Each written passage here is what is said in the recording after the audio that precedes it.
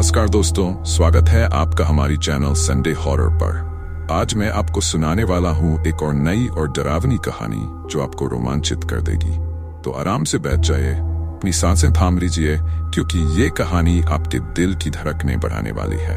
आप इस कहानी को अंत तक जरूर सुनिए, क्योंकि हर मोड़ पर कुछ नया और खौफनाक इंतजार कर रहा है। तो चलिए शुरू करते हैं हमारी आज की भयानक कहानी। रात के करीब 11 बज रहे थे और मेरी ड्यूटी खत्म होने में बस कुछ ही मिनट बचे थे। मैं अपना रोज का आखिरी चक्कर लगा रहा था। ये वही बस थी जिसे मैं पिछले 15 सालों से चला रहा था, और ये वही रास्ता था जिसे मैं आंखें बंद करके भी पहचान सकता। दिल्ली की सर्द रातें यूं भी शांत रहती थी, और इस रास्ते पर तो और भी वीरानगी थी। शायद ही कोई इस समय यहां से गुजरता। बस के अंदर चारों ओर सन्नाटा पसरा हुआ था। आखिरी स्टॉप से कुछ ही लोग बैठे थे, लेकिन उनकी संख्या भी धीरे धीरे कम होती जा रही थी। बस अब लगभग खाली थी। सिर्फ 2 लोग पीछे की सीट पर बैठे थे, एक बुजुर्ग आदमी और एक लड़की।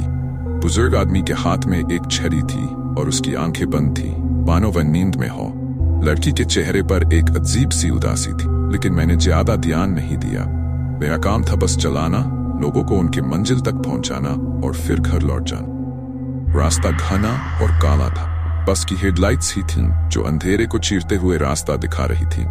जैसे ही बस ने अगले स्टॉप के लिए मुड़ने का इशारा किया, एक तेज झटका महसूस हुआ। बस अचानक से झूलने लगी, मानो किसी अदृश्य ताकत ने उसे अपनी मुट्ठी में जकड़ लिया हो। मैंने स्टीयरिंग पर कसकर पकड़ बनाई और बस को संतुलित करने की कोशिश की, लेकिन कुछ समझ नहीं आ रहा था। क्या हुआ? पीछे से लड़की की आवाज आई। कुछ नहीं, शायद रोड पर पत्थर आया होगा।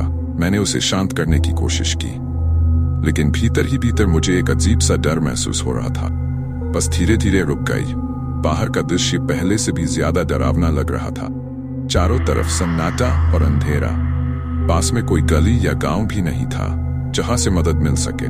मैंने बस का इंजन फिर से चालू करने की कोशिश की, लेकिन बस ने चलने से मना कर दिया।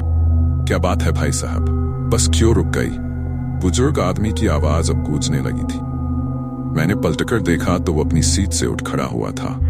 उसकी आंखें अब खुली हुई थी, लेकिन उनमें कुछ अजीब सा था। उसकी आंखें पूरी तरह सफेद थी, जैसे उसमें पुतली ही न हो। मेरे रोंगटे खड़े हो गए। अभी देखता हूं, शायद कोई तकनीकी दिक्कत हो, मैंने हिचकिचाते हुए कहा।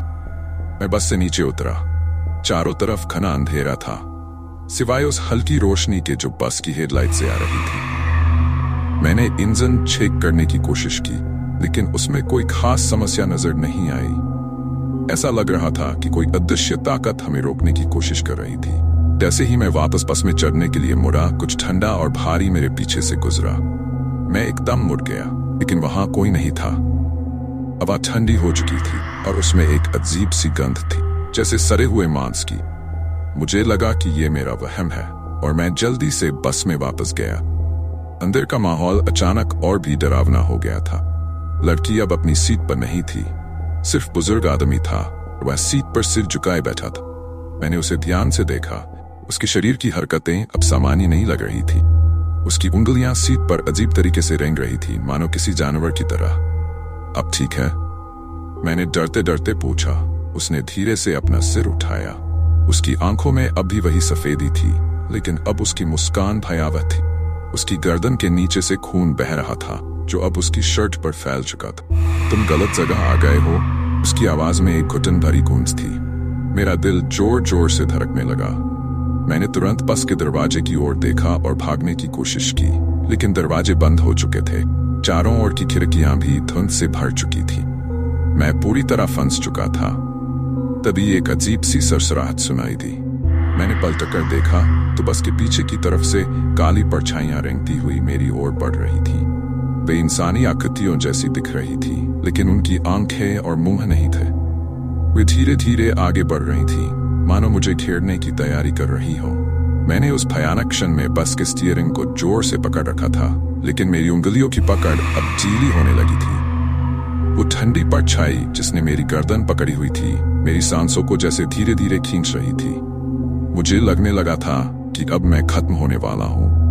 बस के भीतर का माहौल अजीब हो चुका था, जैसे कोई जीवित बुराई हर तरफ फैल रही थी। अचानक मेरी नजरें बुजुर्ग आदमी पर पड़ी। उसकी आंखों की सफेदी अब पूरी तरह लाल हो चुकी थी। वो मुझ पर एक खौफनाक निगाह से देख रहा था और उसकी मुस्कान अब पहले से भी ज्यादा डरावनी थी। उसके होंठों के कोनों से खून रिस रहा था और उसकी हंसी, वो हंसी ऐसी थी जो इंसान के दिल को दहला दे। मैंने पूरी ताकत लगाकर अपने हाथों को स्टीयरिंग से हटाया और बस के दरवाजे की ओर भागने की कोशिश की, लेकिन वो दरवाजे जाम हो चुके थे। मैंने घबराहट में जोर से धक्का मारा पर कोई फायदा नहीं हुआ। अब मेरी सांसें और भी तेज चलने लगी थीं। मुझे हर तरफ से वही ठंडी अजीब सी परछाइयां घेरने लगी थीं। तभी पीछे से वही लड़की अचानक दिखाई दी जो पहले गायब हो गई थी। उसकी आंखों में भी वही अजीब सा डर था। उसने मुझसे कुछ कहा, लेकिन उसकी आवाज बहुत धीमी और स्पष्ट थी। मैंने ध्यान से सुना तो उसने कहा, भागो इससे पहले कि बहुत देर हो जाए। कैसे? मैंने घबराते हुए पूछा। वो इशारा करके कुछ कहने लगी, लेकिन उसकी आवाज फिर से खो गई। मैं समझ नहीं पा रहा था कि अब क्या करना है।